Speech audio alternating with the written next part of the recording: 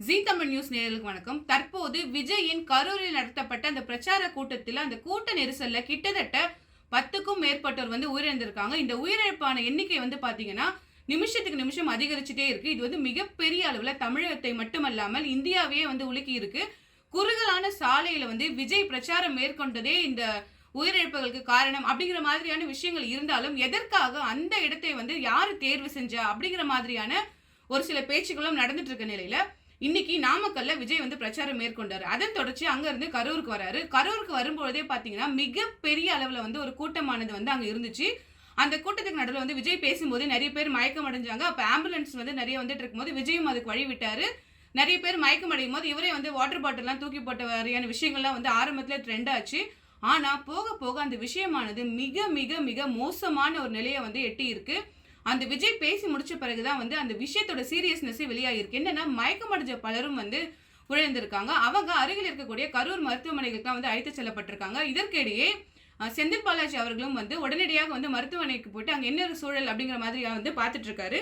இப்போ முதலமைச்சர் மு.க. ஸ்டாலின் அவர்களுமே ஒரு ட்வீட் போட்டிருக்காரு. அவருடைய ட்வீட்ல என்ன சொல்லியிருக்காருன்னா, கரூர்ல இருந்து வரக்கூடிய செய்திகள் கவலை அளிக்குது அப்படின்னு சொன்னது மட்டும் இல்லாம கூட்ட நெரிசலில் சிக்கி மயக்கமுற்று மருத்துவமனையில் அனுமதிக்கப்பட்டுள்ள பொதுமக்களுக்கு தேவையான எல்லா வசதிகளும் செய்து தரப்படும். அதுக்காக தமிழக அமைச்சர்கள் எல்லாருமே கரூர் மருத்துவமனைக்கு இப்ப சென்றுட்டு இருக்காங்க.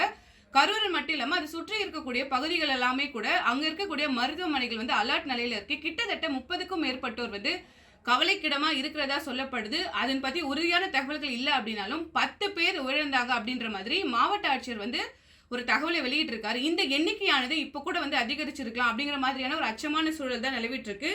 இதுக்கு நடுவில் இதுல இப்ப வரைக்கும் பாத்தீங்கன்னா 3 குழந்தைகள் உயிரிழந்திருக்க மாதிரியான ஒரு அதிர்ச்சியான ஒரு தகவலுமே வெளியாகி இருக்கு.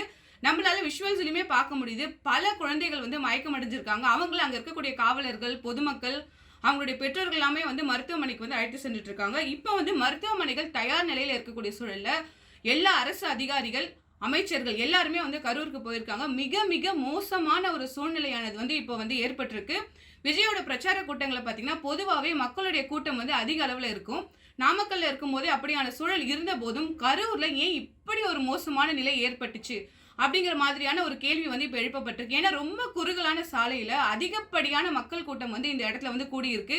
இதை யார் ஆய்வு பண்ணாங்க, இந்த இடத்தை யாரு தேர்வு செஞ்சாங்க, இதுக்கு என்ன காரணம், இந்த கூட்டமானது எப்படி இந்த அளவுக்கு ஒரு கூட்டம் எப்படி அந்த இடத்துல நடந்துச்சு. ஏன்னா இதுக்கு முன்னாடியுமே விஜய் பல இடங்களில் பிரச்சாரம் பண்ணிட்டு இருக்கும் போது அங்கெல்லாம் ஏற்படாத ஒரு சிக்கல் கரூர்ல மட்டும் ஏன் ஏற்பட்டிருக்கு அப்படிங்கிற மாதிரியான ஒரு கேள்வி எழுந்திருக்க நிலையில பல மக்கள் மயக்கம் அடைஞ்சிருக்காங்க. பொதுமக்களுக்கெல்லாம் இப்போ சிகிச்சை அளிக்கப்பட்டிருக்கக்கூடிய நிலையில அடுத்தடுத்து வரக்கூடிய விஷயங்கள் மிக மிக மிக அதிர்ச்சியும் வேதனையும் அளிக்கிற மாதிரி இருக்கு. இந்த உயிரிழப்பு எண்ணிக்கை அதிகரிக்கிற அப்படின்ற அச்சம் இப்போ ஏற்பட்டிருக்கக்கூடிய சூழல்ல அடுத்தடுத்து என்ன நடக்கும் அப்படிங்கறத நம்ம பொறுத்து இருந்து பார்க்கலாம்.